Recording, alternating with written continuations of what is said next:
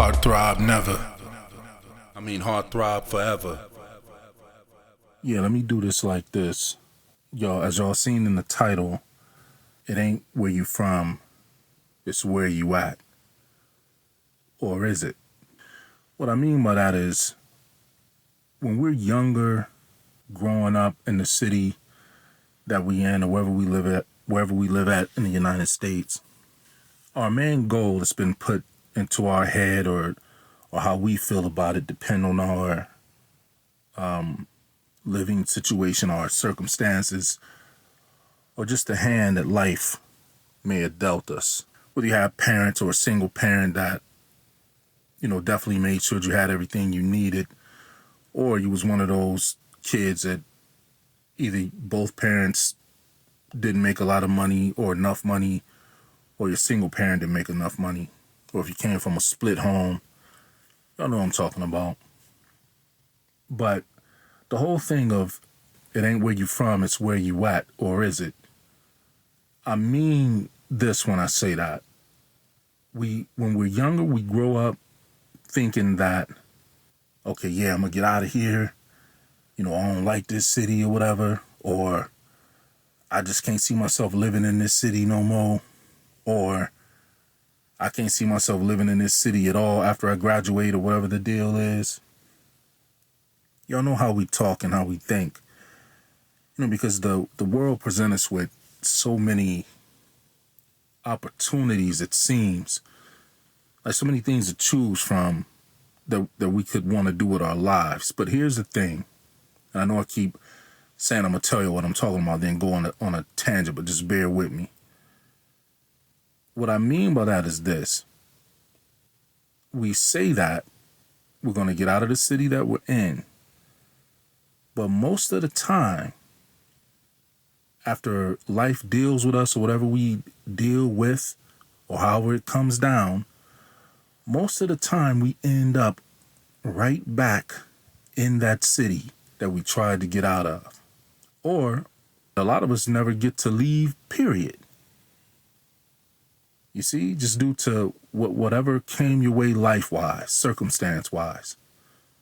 So my point is, if you're going to be in the city that you were born in, that you grew up in, or wherever your family's at, that city that you wanted to get out of, that's no problem if you wanted to get out of there. That's fine. But like I said, unfortunately, we end up residing in that city that we tried to get away from. And we end up residing in that city without the necessary skill set and knowledge base to be an effective ambassador and tool for the communities that we grew up in that made us wanted to leave. We wanted to get out of our communities because they didn't have the stuff that we needed. You may have lived in a city where you had to travel, out of that city some miles to go to a shopping complex. The city you was in, nobody was bringing, economic and business development there. So you had to travel out of the city to go get them J's you wanted. Or go get that sweatsuit, or go get, whatever it is people are wearing today. But y'all know what I'm talking about. For the chicks, y'all had to travel out of the city to go get the good hair bundles. So what I'm saying is, since you're going to be in that city most of the time, and even if you are successful at getting out and staying out, we still need to learn the skill set to know how to bring the resources into our communities in which we reside, since we're going to be in that city. Like, it makes no sense for us to reside in a city and we look at all of the surrounding cities and townships and villages and whatever they call them. All of their stuff is thriving. But the American black meccas in every state that we in, the cities that we in, in every state that we in, most of the time, our communities and neighborhoods are underserved, like I said in my previous post, with no access to resources that can help us with our upward mobility the way that we need it as a people. I hope that this is like sinking in. Because if y'all listen to my last post, I said I wanted to strategically start, some type of organization or awareness campaign where all of us, no matter the age, but particularly starting when the kids hit 6th grade, they need to start, probably even earlier if they have the wherewithal and the discipline to start looking into this stuff. But we need to start becoming aware of how to become effective, I don't even know the word, effective ambassadors and go-getters for the communities that we reside. We shouldn't be living in communities with all these black minds, all this black talent, American black talent, attached to the lineage of our ancestral talented greats that came before us. We shouldn't be sitting here with this resource and wealth of ingenuity and energy and step out of our house and look at our communities and say, I want to leave this damn place. This is problematic. Like we have to be the people that are going to fix the community, fix our environment so that we're not living as 8th class citizens. You can plug in, counting down from 8 to number 1, whatever ethnicity you want to put in there, but we number 8. And to be honest, hell, it might be number 20 because we're not taking control of our communities, our neighborhoods by being ambassadors for our own community sustainability, neighborhood revitalization. Man, like I don't want to make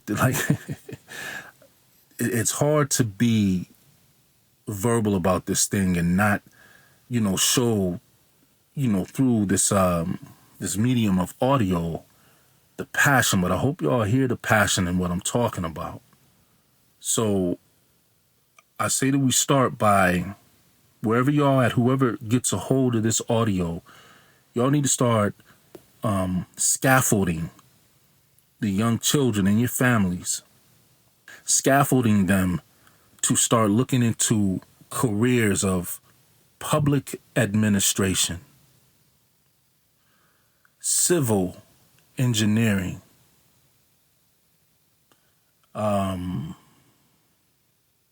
those are the main two. But public administration, civil engineering, government contracting.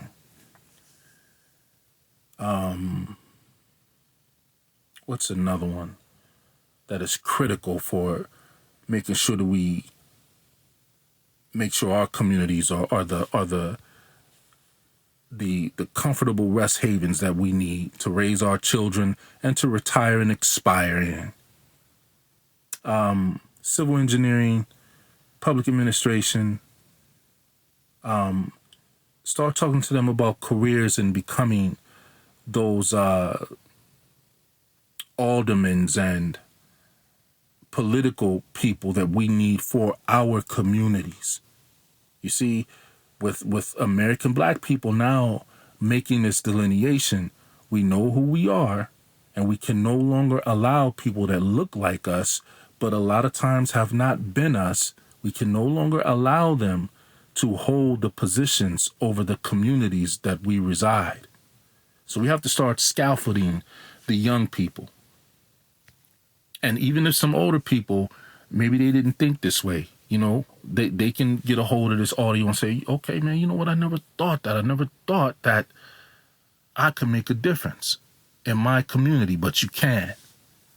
And this has kind of been the trick that they made us, always think about getting away from where we were with no foresight into thinking, well, man, I might end up right back in that place. If you don't, great. If you want to get away from it because you just can't stand it, okay. But I still say you should have that under your belt, those skill set, those tools. We need to have people who know how to write grants. We need to have people who know how to access the USDA and know how to write those grants for those funds and everything that will come to your community. And then we need to have our local government people in place. People who reside in the community and want to see the community do well because that's where their family, friends, and all of that are. We should not be in a position of being a city or a location where it's predominantly American Black, but we're letting it being run by people outside of our ethnic group. Now, I'm not trying to be divisive or racist or anything like that, but this is just a fact. We keep seeing that wherever we are, our communities are underserved. We need those people, young people and older people who may want to get into understanding what this thing is about. We need people who understand business. You know, if you got that business degree, okay, or business certifications, we need you. We need people who understand IT so we can have our IT infrastructure. We need people in the skilled nursing area because we're all going to age out. And if y'all ain't been seeing how this thing has been going where they have all these foreigners taking care of American Black people, American Black elder people, you know, they ain't doing too good up in these skilled nursing facilities because they are primarily being handled by people who are not from their ethnic group and have no vested interest in making sure that they are comfortable and well cared for. And real talk, you can't expect nobody to do that for you. You see, we done got away from wanting to be a community no matter where we go. And me, man, I think it's inhumane. I think it's inhumane for a community to outsource the care of their elder relatives and parents and things like that to a business or organization that really don't care about them like that. I hope this is hitting a nerve on y'all. We need those people, you know, to get those skills and knowing how to go to D.C., you know, Washington, D.C., and talk to those people in the government. And it's open to the public to do those things. We need those people to know how to go there, dress yourself up in the appropriate attire, have your talking points, and go and talk to the politician that represents your state and that can get that money and those resources and things like that. And this is for rural land development, for business development, for whatever we need. That's what we need. We need those types of things. That's what I'm saying. It ain't where you from, it's where you at. Or is it? Is it where you're from? Because where you're from, a lot of the time, ends up being where you're going to be at. I don't know if that makes sense, man. But we have to take control of our communities, of our needs, of our community needs, and of our communities, of our housing situations, of our employment and ability to earn or make a living from wherever those wages come from.